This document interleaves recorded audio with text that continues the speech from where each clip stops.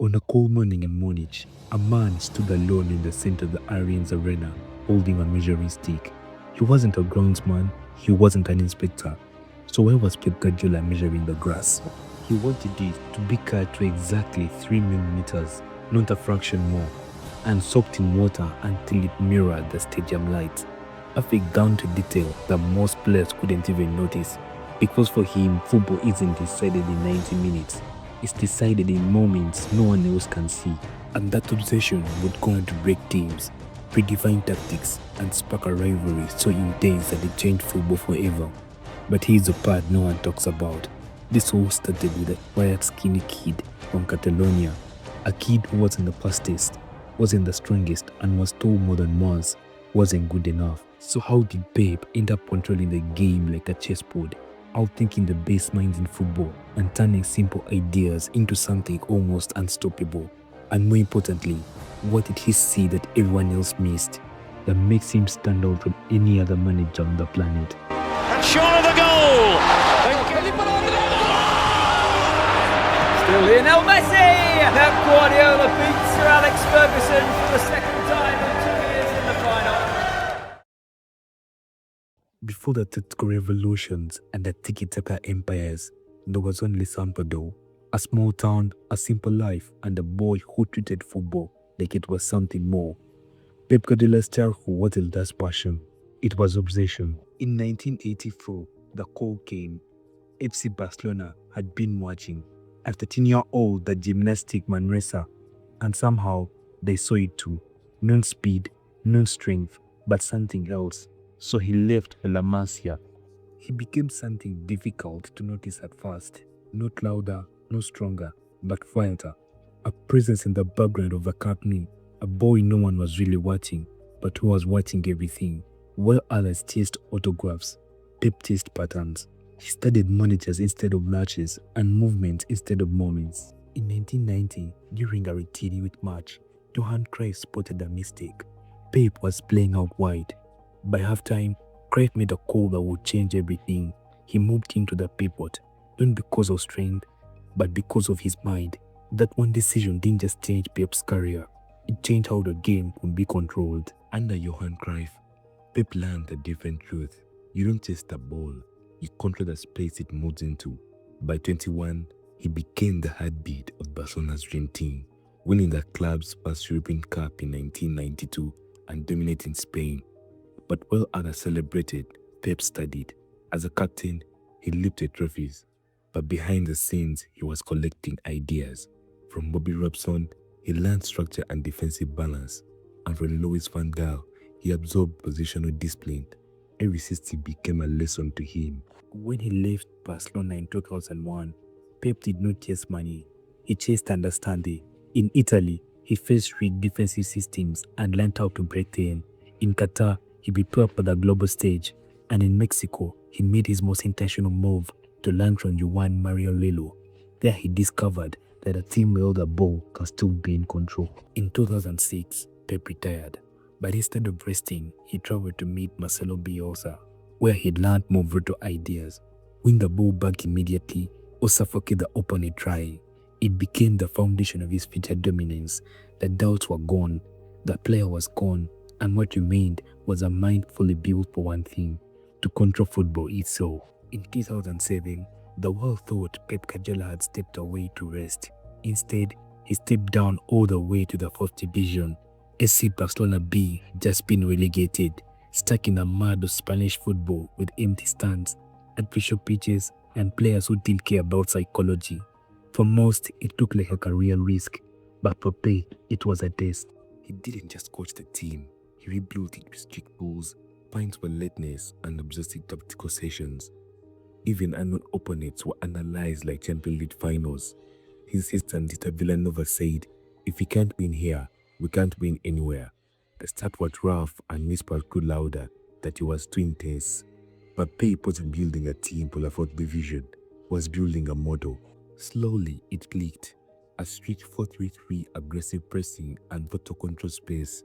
A group of teenagers and overlooked players began to dominate. They won the league and survived the brutal promotion playoffs. It wasn't glamorous, but it was proof. Inside a small team, something bigger was forming. Pep found pieces of his future in Sergio Busquets and Thiago Alcantara. The system worked, not just in theory, but in reality. Upstairs, Joan Laporta was watching. The first team, led by Frank Rijkaard, was collapsing, trophyless and full of ego, while Pep built something real. So in May 2008, Laporta made a decision that stunned the football world. A man with zero top flight experience would take over the biggest club on earth. On June 17, 2008, Pep Guardiola walked into the FC Barcelona's Camp Nou and told the world, "I cannot promise you titles, but I can promise you we will persist until the end." To the outside world, Pep Guardiola was a gamble. To the dressing room, he was a tactical dictator who began his tenure by executing the status quo. He famously stood before the squad and told them that icons like Ronaldinho and Deco were not part of his plans. He wasn't just changing players, he was removing the toxic egos to make room for his factory of believers. And that raises a question no one could answer at the time. Why would a man with zero top flight experience take such a risk at the biggest club in the world? What followed was the most successful debut season in the history of football. In just 12 months, Pep didn't just win trophies, he completed the sextuple, winning all 6 competitions available in a single calendar year. But what made Pep stand out from any other manager on the planet? It wasn't just winning. He introduced innovations that made the rest of the world look like they were playing in slow motion. He demanded that if his team lost the ball, they had exactly 6 seconds of furious pressing to win it back. If they failed, they would fall into a compaction. And suddenly, the real question wasn't just how he was winning, but whether anyone could actually stop him. By the time Pep left in 2012, he had won 14 trophies of the 19 he contested. He hadn't just coached a team, he had built a masterpiece, as Sir Alex Ferguson called the best he had ever faced. By the height of his power, Pep did the unthinkable. He walked away. He claimed he was empty, worn out of the blood feud with Jose Mourinho and crushing power of his own obsession. In 2013, after a year of silence in New York, Pep Guardiola returned to football, but not to rebuild, to challenge himself. He joined FC Bayern Munich, a team that had just won the treble. They weren't broken or struggling, they were perfect. So the question wasn't, can he win? The question was, why go there at all? German was different, faster, more physical and vertical. It wasn't the position of patience of Spain. It was full of chaos and intensity, and Pep walked in with an idea that felt almost foreign. Slow the game down, control every pass, and dominate space before dominating opponents. At first, it looked like control, but underneath it was tension. On paper, Pep dominated. 3 consecutive Bundesliga titles won in a record time, 2 DFB Pokal trophies, a UEFA Super Cup and a Club World Cup. Week after week, Bayern suffocated teams with possession above 70% and games finished before halftime. Opponents were chasing shadows. But dominance in German wasn't the mission. The main mission was to dominate Europe, but every season the same story. Semi-finals, then eliminated. In 2014, they were dismantled by Real Madrid. In 2015, outplayed by FC Barcelona. And in 2016, shut down by Atletico. To many, that was a failure.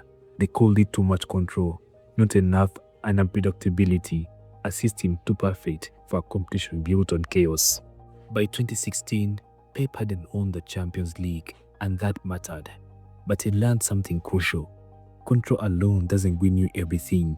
You have to survive moments where control breaks, moments of chaos, moments where structure disappears. He had mastered control in Spain. In Germany, he learned how fragile it could be. When Pep left Bayern in 2016, his legacy was complicated, domestically dominant, tactically revolutionary, but incomplete in Europe. To some, he overthought.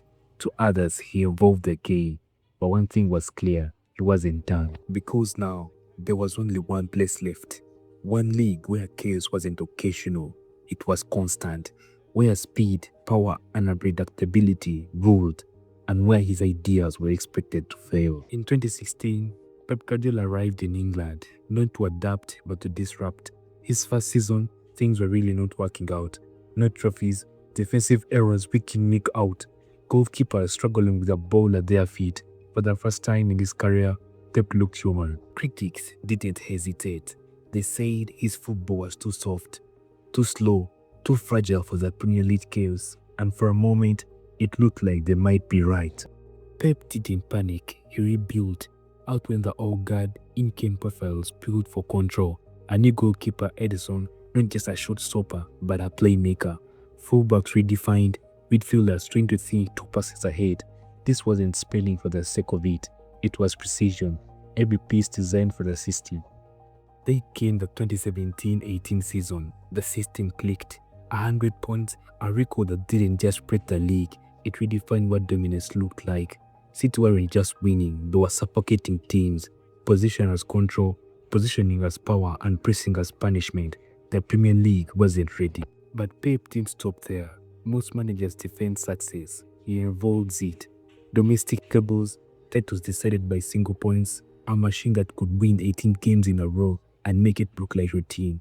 Even when pushed by rivals, City didn't crack, they adapted. In 2023, it happened.